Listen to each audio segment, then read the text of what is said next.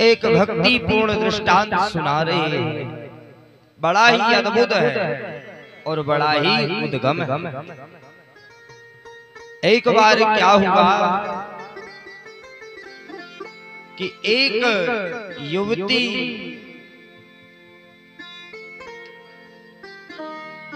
मेरुगिरी नदी के पास में और रुदन कर रही है। कुछ स्त्रियां उस युवती के लिए समझा बुझा रही है कि देवी तुम अश्रुपात मत करो, क्योंकि तुम्हारे हृदय में जैसी वेदना प्रकट हो रही है उसको हम समझ सकते हैं। इतने में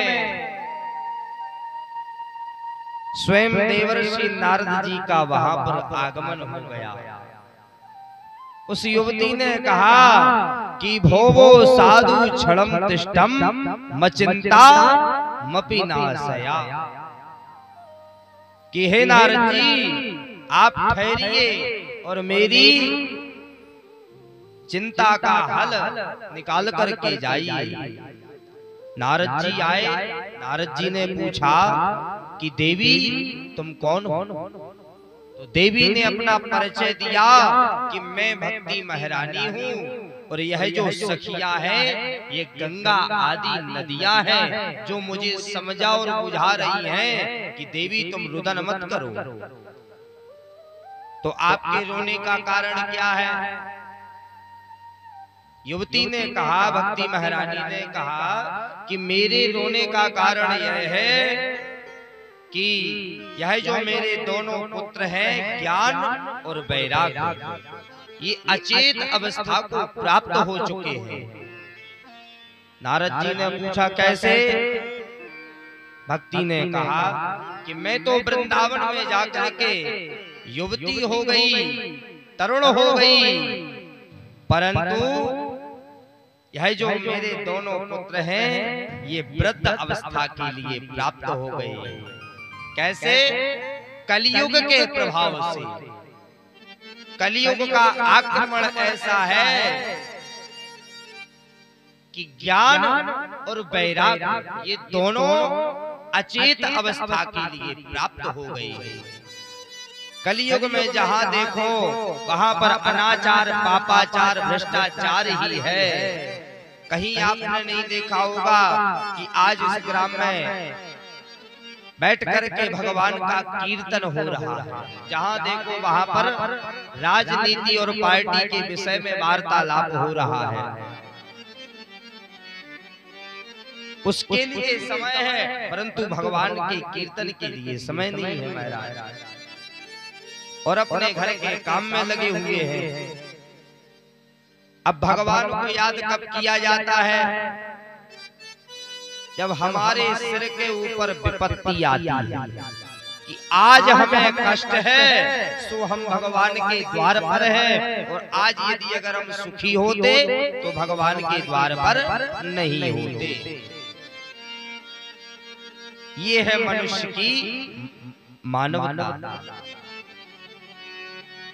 तो नारद जी ने कहा कि हम उपाय करते हैं।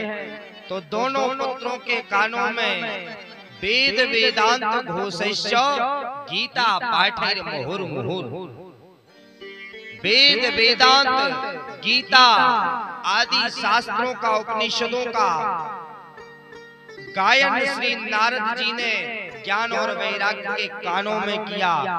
और जब तक गीता का पाठ चलता, वेद का पाठ चलता, शास्त्रों का पाठ चलता, तब तक वो खड़े हो जाते थे, और जो बंद हो गया सो नीचे पृथ्वी पर गिर जाते थे।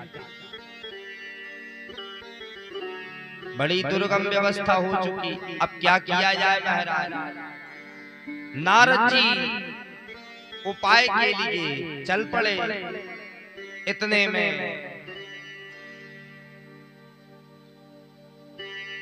श्री सनकादि महर्षियों का मिलन हो गया। सनकादि महर्षि कौन है? सनक, सनंदन, सनातन और सनत कुमार। ये चार ऋषि आकर के और देवर्षि नारद जी से मिलन हो गया। आहा महाराज, गोसाई जी कहते हैं कि संत समागम हरि कथा तुलसी दुर्लभ दोई, सुत दारा अरु लक्ष्मी, सो पापी के भी होई।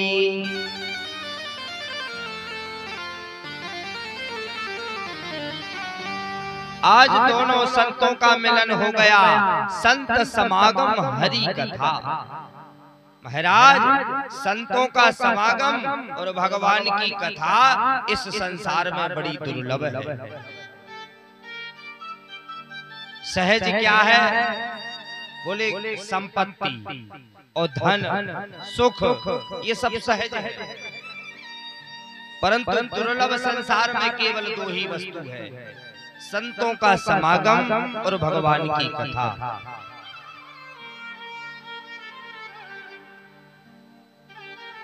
यदि अगर हमें और आपको किसी संत का समागम प्राप्त हो जाए, सानिध्य प्राप्त हो जाए, तो ये समझ लो कि अब हम भगवान से मिले बगैर नहीं मानेंगे। ये बात सत्य है। और यदि अगर हमने भगवान की कथा को सुनकर के और अपने जीवन में उतार लिया, तो भी देर नहीं है भगवान को मिलने में। देरी किस बात की है? कि भाव की। जब तक भाव प्रकट नहीं होगा तब तक भगवान आपको प्राप्त नहीं हो सकते हैं। सुत दारा अरु लक्ष्मी, सो पापी के भी होई। महाराज, सबके पास है सुत यानी बेटा, दारा अर्थात पत्नी, अरु लक्ष्मी सो खूब पैसा भी है, सो पापी के भी होई। ये तो सब पापी के घर भी है और यही सब पुण्यात्मा के भी घर है, परंतु दुर्लभ क्या है? बोले भगवान की कथा और संतों का समागम।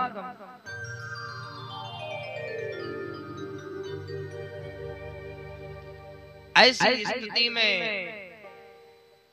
चारों कुमारों ने कहा कि देखो, तुम सत्कर्म का आश्रय ढूंढ रहे हो, क्योंकि आकाशवाणी हुई थी नारद जी के लिए कि तुम इधर उधर कहां भटक रहे हो। बोले सत्कर्म सूच को नूनम ज्ञान यज्ञम करिष्यति। बोले कोई दूसरा साधन नहीं है महाराज। तो सनकादि महर्षियों ने कहा कि जहां पर भगवान की कथा होती हो वही सत्कर्म है। सत्कर्म कोई दूसरा नहीं है कि हम उपकार करें कि परोपकार करें कि धर्म करें कि न्याय करें, ये सत्कर्म नहीं है। बोले सत्कर्म क्या है? बोले भगवान की कथा।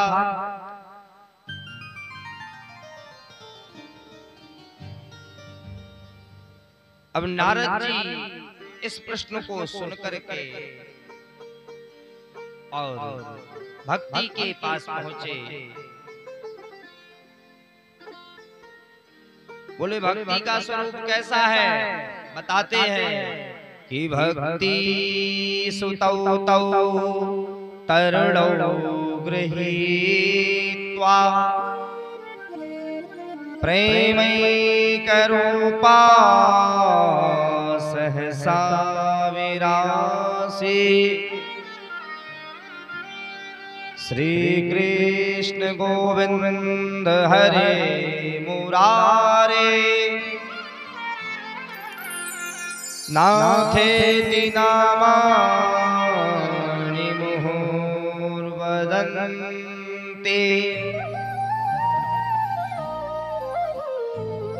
ये है भक्ति का स्वरूप।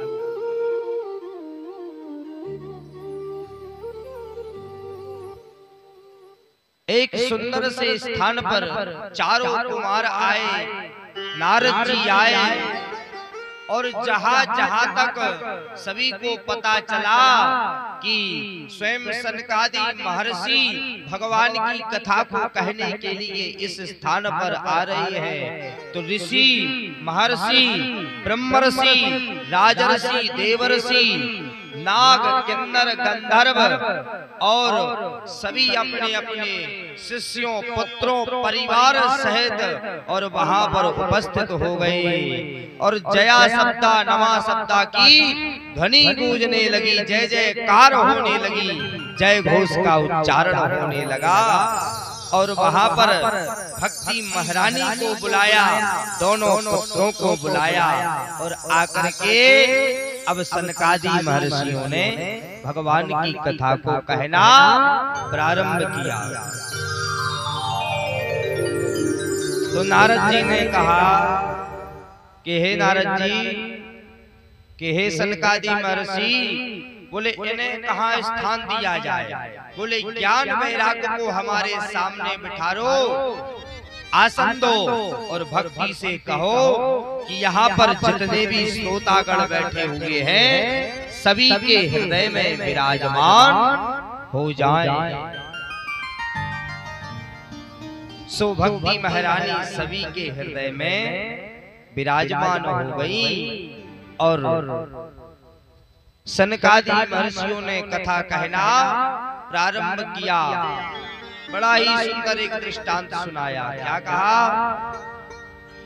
कि तुंगभद्रा तटे पूर्वा अभूत पत्तनमुत्तमम् यत्र वर्णा स्वधर्मेण सत्या सत्कर्म तत्परः।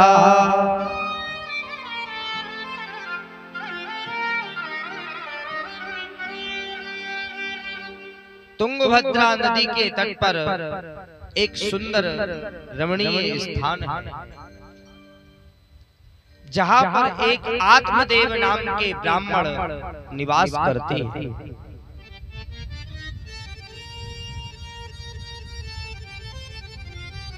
और ऐसी अवस्था में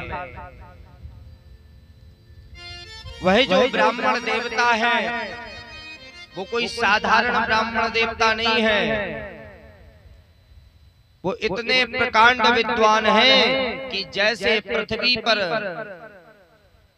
पूरे ब्रह्मांड में एक ही सूर्य नारायण है, उसी प्रकार विद्वानों की शिरोमणि में हमारे आत्मदेव नाम के ब्राह्मण हैं।